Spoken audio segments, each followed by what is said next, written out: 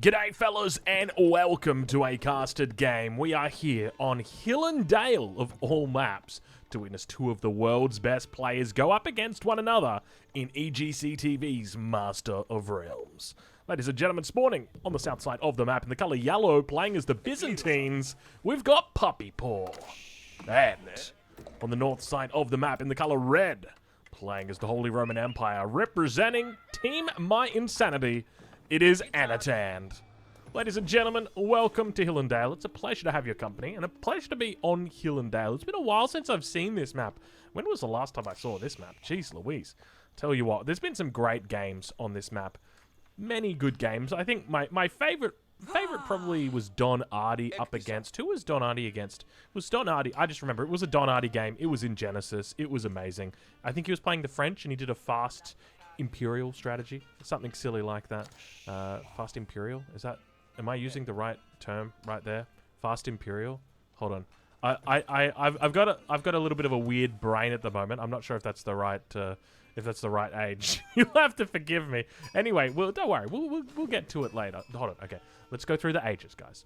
You've got the Dark Age, and then you've got the Feudal Age, and then you've got the Castle Age. And then you've got the Imperial Age, right? Okay, we got it. We got it down. Don't worry. This is the basics. We're back to basics with Drongo. Anyway, look, we're not going to be talking too much basics for much longer because these two players are incredibly talented. So we're getting to the pointy end now of this event. Very, very good quality of players that we've got here. Puppy Paw, of course, one of the best in the world. Anatand has recently just been getting insanely good results in this event. So I'm looking forward to seeing what we've got today. Of course, Puppy Paw's Byzantines, we've seen them many a time before. So I'm excited to see exactly what he brings to the table today. And I think the big question here for me is not necessarily going to be about Anatand, but more about Puppy Paw. Because for me, Anatand, his game plan is simple. You guys know, we've done this 1,000 times before. It's very simple. I go to the Castle Age, I get the relics, and then from there, you know, he can stay in Castle Age and he can fight it out if he thinks he can't make it to Imperial, or he can just go to Imperial, throw down the, excuse me right there, throw down the outpost, get the emplacement inside it, and he's a happy camper. But of course, when it comes to Puppy Paw, playing as the Byzantines, he has the ability, unlike many civilizations, I'd say the Byzantines probably the best one at the moment, to just simply make a lot of units. They are incredibly good at making units. They're kind of like the Zerg at the moment for Age of Empires 4. I don't think you'd really compare them to any other civilization. Definitely not the Protoss. Definitely not the Celestial Armada. We can say that much, though. I guess what's the difference? I shouldn't. But we got landmarks starting to come through. Grand Winery going to be coming down here for Puppy Paw. A little bit of a slow age up. Interesting to note, though, he's not on stone at all, so no second town centre is going to be coming through. Meanwhile, on that north side of the map, we do have the Arkan Chapel coming through for Anatand. We do have a couple of villagers doing a little bit of long-distance mining here. We can see that he's picked up enough. Is he just... Yeah, okay, so it looks like he's just done the one. So expect to see an outpost thrown down any second. There we go. We got it. We got this under control. Don't worry. I'm still trying to think to myself. I'm like, is it the Imperial Age? Is it the Industrial Age? It's not the Industrial Age. Surely it's not. Don't worry. That's Age of Empires 3. Is it the Mythic Age? Don't worry. That's Age of Mythology. I've been playing a little bit, preparing myself for AOM Retold. Speaking of Retold, I had a lot of questions. A lot of people saying, Drongo, where's the AOM Retold React? I said, well, to be honest, I'm just not in the position to really do it at the moment. Like, it was one of those things when it happened, like, I didn't really have much of an idea that it was happening. And then, I'm just making excuses. I'm making my excuses. I'm heading back to Australia soon. And, look, maybe when we're back in Australia we can do it, even though the hype will probably die down from them. But I'm looking forward to AOM Retold. There'll be plenty of content on the channel for it coming up. But Age Up now. About to come through here for Puppy Paw on the south side. Remember, we're going to be keeping our eye on him throughout this game as the second cistern now starts to come down. So just opened with the one cistern Dark Age. 3 vills on the gold. Making a slow, steady, a little bit of a methodical play here. We do see the wheelbarrow come straight through immediately. Gets that aqueduct in as well for the cistern. Looking to connect the two. I got really no idea what he's up to, and we do see it's going to be a mercenary house that he opens with here for Puppy Paw. We'll check in on the top side and see what Anatan is up to, as he has thrown down the one farm. Of course, going to be going towards that Castle Age as well. No second TC coming through. Does have the ability to go into arrow slits. Doesn't quite do it just yet. If we ride on board with him, we will see that he's got the scout out on the map. He's done the scout around the back of the base, and I think maybe because of the delay in the age up that's come through from Puppy Paw, because you can get some pretty dangerous timings with the Byzantines. This was quite a slow age up. I'd be surprised if he really looks to get that arrow slits upgrade through. Unless maybe he thinks, okay, there's going to be units coming in. It's not really that necessary, and you kind of want to save it for a Springald emplacement, or, God forbid, a cannon emplacement if it gets to that point. But have a look at this. We've already got the third farm coming in here for Anatan. And one thing to note is that Anatan did have the ability to push these goats, to push these deer in. There's a little bit of a hint as to what I've been playing. Yeah, so he had the ability to push these deer in, but obviously Puppy Paw, who's quite notorious for interrupting his opponent, harassing his opponent, has gone and killed all of these deer a little bit further away. Meanwhile, on the other side, we could see that Puppy Paw is just completely able to go onto deer straight away if he wants to. At the moment, he's on berries. He's a happy camper. And we've now got walls on relics starting to come up, and this is actually a pretty smart move, because what this does, this basically says, Anatan, I'm not going to let you go fast Imperial. Because one of the things that the Holy Roman Empire loves to do is go age 3, move into a stable, just get a couple of knights out to put on harassment, put on a little bit of hurt, keep the opponent on their side of the map, and then at the same time collect relics, and at the same time move towards the Imperial Age, obviously looking for the Swabia. It's the Palace of Swabia, a very powerful landmark. So by going for these walls on the relics, what this does is it says, okay, if you want these relics, you're going to have to... Don't you love... Oh, I was going to say, don't you love the villager AI? Just doing everything it can to get inside those damn walls. But basically it says, okay, now you're going to have to siege these walls down, which means you're going to need to make units. And if you don't make enough units, you're not going to be able to siege them down fast enough. And if you don't siege them down fast enough, you won't get the relics. So you need to make lots of units. And that's going to kind of force Anatan to play into a Castle Age. And that's exactly what Puppy Paw wants. I think if there's any way that Puppy Paw wins this, it's by keeping his opponent in the Castle Age. I think as soon as the Holy Roman Empire gets Imperial, it becomes very difficult just because of the landmark, or not the landmarks, but the upgrades that you've got available. One will go down, though. Puppy Paw able to take advantage of those Keshiks. We start to see the Regnitz Cathedral now going to start producing.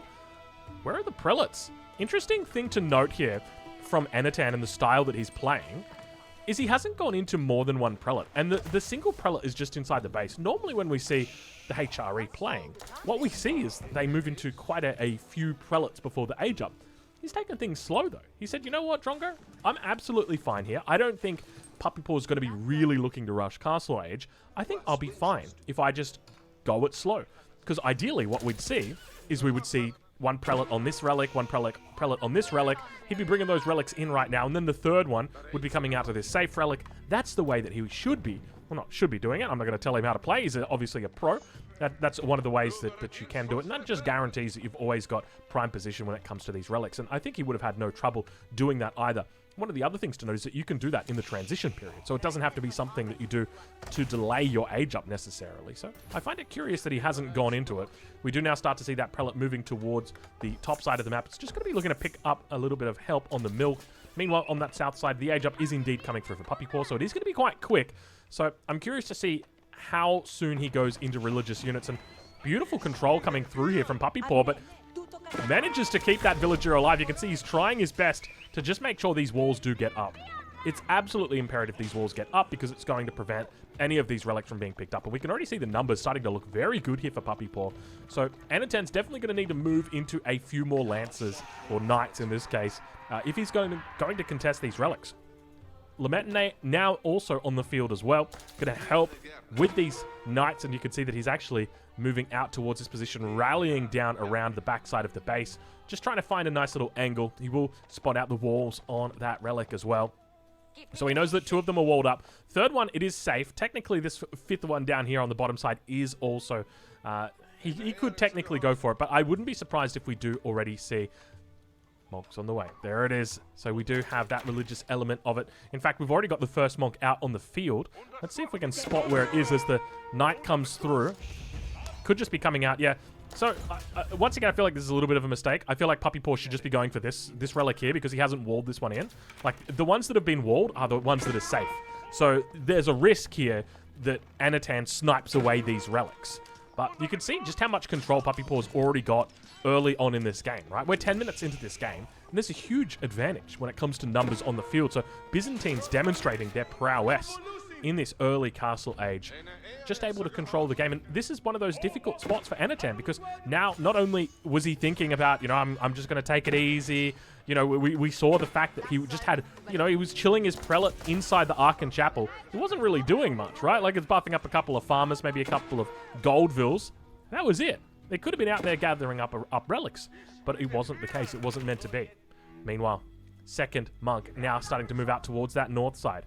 Keep in mind, we do have a prelate moving in around the back. This has been spotted out by the wall, so keep in mind that he will have line of sight on this and could potentially beeline to the closest relic instead. You can see he did initially move around it. Prelate might have this one. Indeed, the prelate moves a little bit faster, 1.12. Never mind, they don't. He doesn't move. Look at the block! Oh, he gets the block in. Perfect timing. Secures the relic. There's going to be plenty of units here to stop it. But he should be able to find decent gains here. It's almost like a game of American football in that regard. You know, we've got the pigskin heading back here. We'll see how much distance he can make, and he might not necessarily get the touchdown on this first down. But we'll see if he can make some connections here. Ooh, I don't know about that. That's a big, beefy linebacker right there. Looks like the sack about to come through, and indeed, that's going to be it. Peyton Manning, unfortunately, dropping the ball down on the ground. It's going to be the enemy quarterback somehow has come out from the defensive lines and run onto the field and just picked up the ball. He's going to do all the rest of it. So now you're in a tough spot, right? Because you've lost the first relic that was walled. You've lost the second relic that was open. The third relic has now just been picked up on the south side of the map. Fourth relic is still walled in. Fifth relic, obviously you've got that one. Your Regnitz has only got one relic that it's actively working on. And this is a sad state of affairs here for Anatan because he wants to go Imperial. We've seen his resources sitting here for quite some time looking like he wanted to go to Imperial. But the truth is he's not going to be able to do it. He's going to be forced to fight it out in Castle Age. And this is exceptionally dangerous because he's up against a player that's incredibly good on the Byzantines, who's now got 4 relics, and he's got a Regnitz that does absolutely nothing except buff up a single relic. And that is a sad state to be in for a Holy Roman Empire player. We'll switch it over to income per minute. 12 minutes into this game. Check out where these boys are at. We've got Puppy Paw, who currently sits at about, what have we got, 800, 1,000, about 1,100 income per minute, compared to Anatan, who we'll have a look at in a second. He might be running idle for a little bit here, so I don't know if the comparison's going to be that good. All of the Keshiks and all of the Lametanai just eating those villagers alive. He's taken out 6 workers already this game. There's going to be a couple more idle here. He'll be happy to help them out there. You know, we can drop off the resources directly on the ground for you. How's that one? Now taken out plenty more workers. So yeah, up to 6 worker kills. Meanwhile, on the other side, we have had workers that have gone down. Anatan has managed to secure a couple of worker kills. In fact, hold on. If I just do the math right here, is that... you know what? This always confused me. I tell you what. Worker kills. So we've got down here, this is the yellow player. That's the yellow player's numbers, therefore they've got 4 worker kills. Puppy Paw has got 4 worker kills. There you go. Anatan's the one that's already on 6. So if anything, Puppy Paw's evening this game up. How did he get 6 worker kills though? That's kind of wild. Like when you think about it, all of the workers are pretty much underneath the town center. How did he get those kills? Impressive that he managed to do that. Crossbow numbers now going to start rising. You can see that Anatan has indeed agreed that he's just going to have to commit at this stage to the Castle Age. There's no way he's getting Imperial Age here. Crossbow numbers starting to build on both sides. Also got a couple of archers starting to come out here. But now together, those Varangian Guard with the Gulams looking to push down upon the enemy. Lametanai as well here.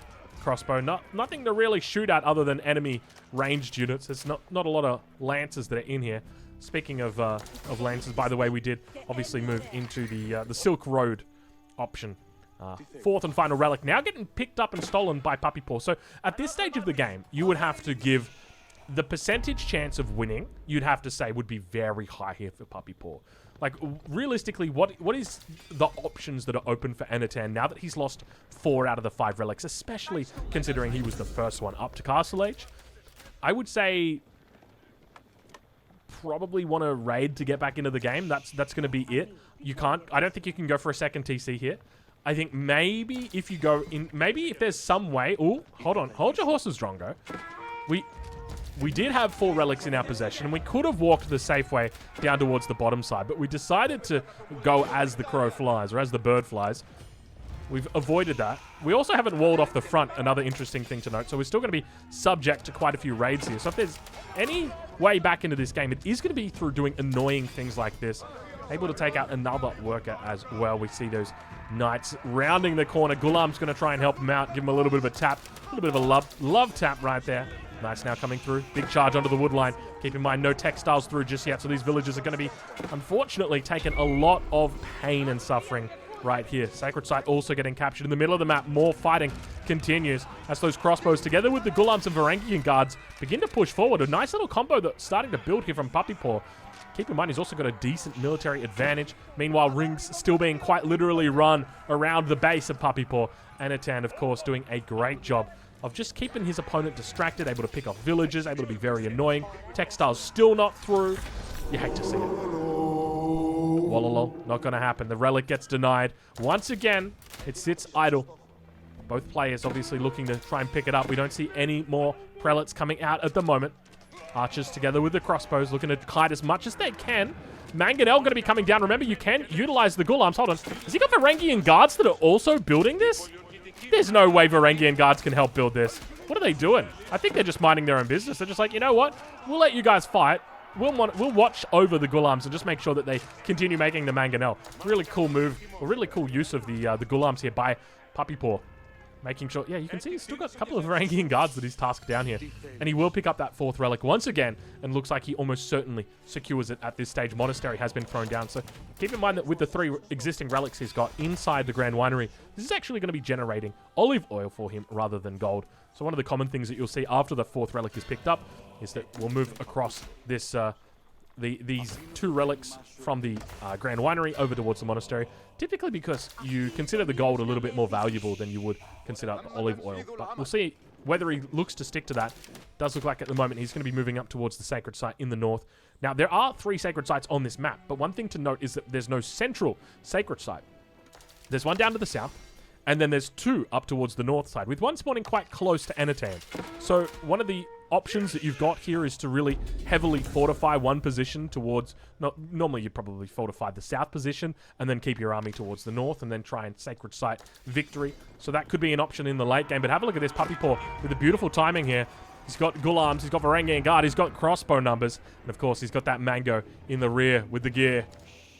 Slowly pushing up here. Villagers out in the middle of the map as well. Might need to think about moving into a little bit of stone gathering. Mango shot comes off.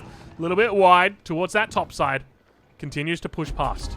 Anatan, he's got a decent number of ranged units here. Where is he going with these units, and what is he planning on doing?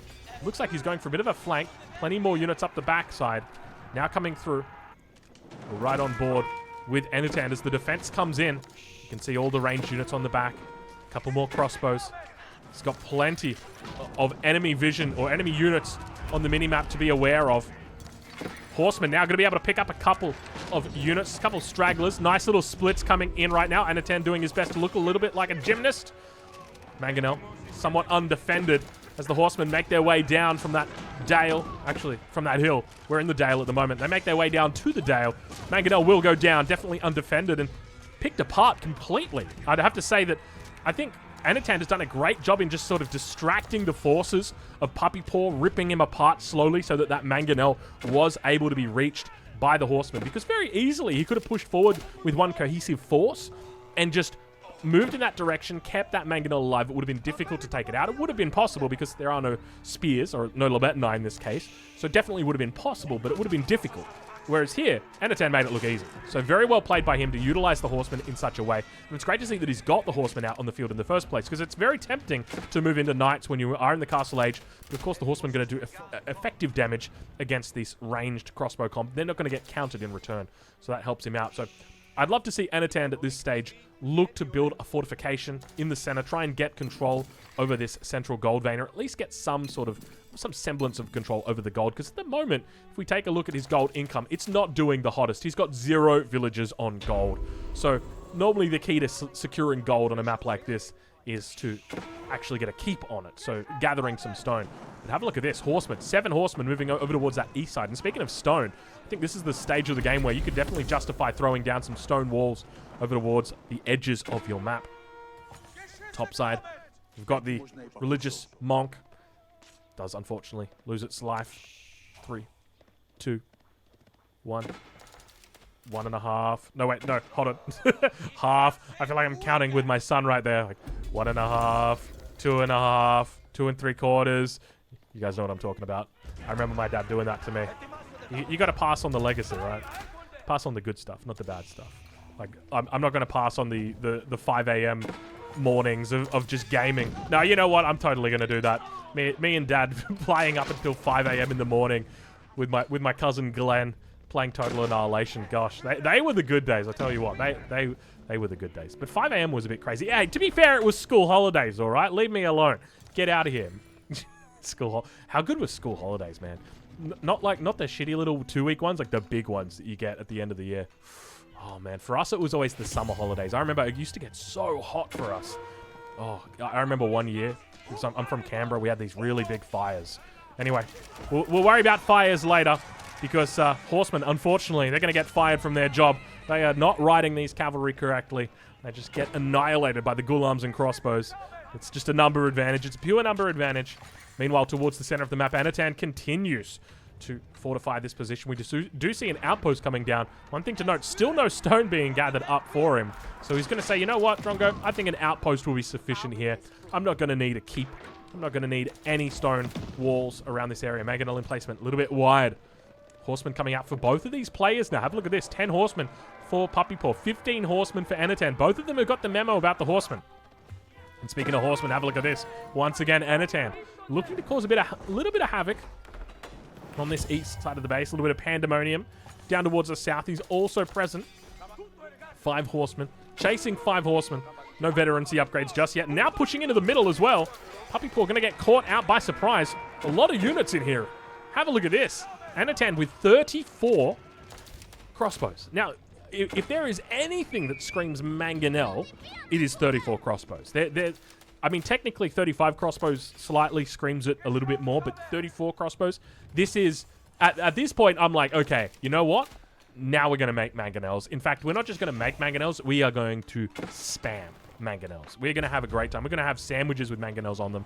That's how good we are. And I'm only saying that because you want to know something? You remember, I don't know about you guys, but growing up, I didn't come from we talked a lot about childhood. Let's talk a little bit more. I didn't come from the wealthiest background. And in Australia, one of the things that the poorer families have is spam. If you don't know what spam is, well, you're one of the blessed few that probably come from a trust fund family. But anyway, so my wife, she's originally from the Philippines. They love Spam, dude. Like it's like their national meat. I'm not even kidding you, man. Like you go to McDonald's and they got like a bacon, not a bacon and egg, a Spam and egg McMuffin. I don't actually know if they do, but they love Spam. Let me just put it that way. So look, they're probably going to get on board with the Mangonel Spam, and I feel like if Puppy Paw doesn't get on board with the Spam act, he's going to get left in the dust right now. He's going to get absolutely roasted, toasted, and ghosted by Anatan because that's a lot of crossbows. But to be fair, you got crossbows coming out on both sides. Have a look at this: 32 crossbows v 34. So it's definitely the bulk of their respective armies. Another interesting thing to note is that there's 27 Ghulams out. How do you even make 27 Ghulams? You want to know how you make 27 Ghulams? Because you leave your relics inside the Grand Winery. Is that the play? He's making Ghulam. Yeah, look at this. Mass Ghulams now starting to come out and pushing in underneath the gold vein. He's going to go idle for the duration of this fight when it comes to the gold. Plenty of units on the backside. Lance Connector going to be joining in. Anatan holding on for dear life. He knows if he loses this battle, he loses the gold. And if he loses the gold, he loses the game. He's holding as hard as he can. Look at this wonderful micro coming in. Horsemen hitting up all of these crossbows completely undefended. Only a few horsemen there to defend them. Meanwhile, towards that top side, the Ghulams getting a bit of decent value, though the Lance Connector are finding plenty of work. And can you imagine just how effective a single Mangonel would be right here? Just, it would absolutely obliterate this backline. The defense has been very solid here from Anatan. but Puppy Paw's numbers continue to grow. They continue to look good. Anatan with a slight number advantage at the moment. Springald in placement is coming through for Anatan. And once that emplacement arrives, yeah, you can see just how quickly Puppy Paw realizes, you know what? I think we've overstayed our welcome. It's time for us to get out of here. And I want to just remark quickly about how good Anatan has managed to play this. Keep in mind, he's on 1 relic. And as the Holy Roman Empire, whenever I'm coaching the HRE, one of the things I say is, if you get 1 relic, it's not going to be a good game for you. If you get 2 relics, you're doing okay. 3 relics is good. 4 relics is great. 5 relics, you're going to have an outstanding game. But 1 relic is pretty much like, you know, it's a sealed deal. Anatan, somehow, is finding tempo. He is finding a way through this game. And I can't help but feel like it is just simply because of Puppy Paw not making a Mangonel. Like, he could have just made 1 Mangonel and this would have been a completely different story. Not the case here. He had a really nice bulk of Ghulams as well. That's the other thing to note, is like, there was a lot of Ghulams out here, but all Sacred Sites now taken, now held by Puppy Paw. So not only does he have all the relics, well, not all the relics, 4 of the 5 relics, he's, oh, that Mango shot, that Mango outpost. Damn, dude, that does some damage. He's also got all 3 Sacred Sites. So that is definitely something that's going for him. He's obviously not going for a Sacred Victory at the moment, but it's extra gold in the back pocket, which is always a welcome addition. So I think the big question here is, how does Puppy Paw come back from this? Because Anatan, I feel like he's in a great position. One thing to note is both players are still on 1 TC. So we're 26 minutes into this game and neither player has decided, you know what, I'm going to add a second TC. They've just gone balls to the walls. They've teched up to Castle H and just gone unit spam non-stop. Even when it comes to eco upgrades, like, we've still got some eco upgrades that are yet to be researched. There's still no lumber preservation on the side of Anatan, still no acid distillation for him either. Has obviously picked up horticulture, has picked up fertilization. With this many farms, you'd be absolutely crazy not to. But on the side of Puppy Paw, the only thing he's missing at the moment is that acid distillation. So we'll keep an eye on his economy and see how it continues.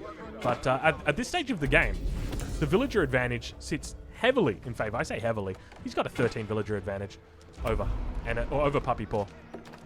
I really don't know where that's come from. Has it just come from these like little breakthroughs that have been happening? He's been relentless with the horsemen over on the edges of the map. Nice little recap that comes in over from that northern position as well from Anatan. And the numbers are looking good. 71, he has 33. Puppy Paw is continuing to lose villagers. And one other thing to note is that he's not going to have access to gold. In fact, have a look at the spawns. Well, not even the spawns, just have a look at the map. All of the gold is in the middle. Something that often happens on Hill and Dale is you get gold that like spawns in the corner, right? Like you get these safe golds. Like a big, nice 8k gold that just spawns down here. It's not the case here at all for Puppy Paw. He is now completely without gold. There is nowhere on the map he can gather gold safely. And that is just one of those things that just come down to not building that infrastructure out. We talked about it earlier. I was asking Anatan to do it. I was like, hey, Anatan, would you mind building a castle, a keep for me? It might be a little bit doubtful, but, you know, we can try. And he said, no, Drongo, I don't think that that's a good idea. Puppy Paw, obviously I didn't give him that advice, but definitely could have taken it. Meanwhile, have a look at this. We weren't talking about second town centers not too long ago. There's the Palace of Swabia for you. 28 minutes in, Anatan says, you know what? I've won enough fights. I think I can probably justify going into a Palace of Swabia. Puppy Paw on the other side of the map says, you know what? I reckon he might be going for a Swabia. I'm going to put down a second TC so I don't fall that behind, because I want to try and at least maintain some sort of relevancy moving into the next 30 minutes of the game. Age Up, about to come through. The Palace of Swabia, the king. Oh, that was the wrong button. There we go. Apologies. I am still on my laptop, which is why you'll only see it in 1080p, and it's why you might see some FPS drops. We're at, what, 48 FPS at the moment? Apologies to all my viewers out there who have a 4K monitor. In fact, even those who don't will notice the difference between a 4K video and a 1080p monitor. You're comparing apples to cars right there, Drongo. Sorry. You should be comparing lemons to cars. That's a little bit more accurate. Yeah. One interesting thing to note, though, is that even if you've got a 1080p monitor, so that's just like the normal standard full HD monitor, if you're watching 4K content, so when I say 4K content, I mean like content that was recorded in 4K, when it's uploaded to YouTube, it uses a different codec. And because of that, the codec is...